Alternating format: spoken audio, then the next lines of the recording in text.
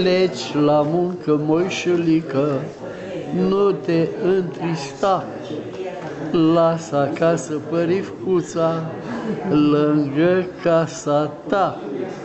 Și atunci când vei veni acasă, va fi o zi de sărbătoare, va fi o zi de sărbătoare, ca și fuga din Egipt.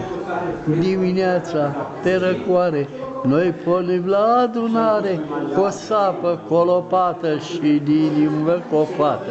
Goana sună, merge strună și o pornim pe șantier, căci pentru noi doaga e nedescris. În mâna mea targa merge precis, cu același tineresc elan, răsare sunetul spontan, zi însorită și un reflex minunat și vă invită la muncă într-o noapte pe șantier. Soarele aruncă mândrele raze din cer și te invită la muncă într-o noapte pe șantier.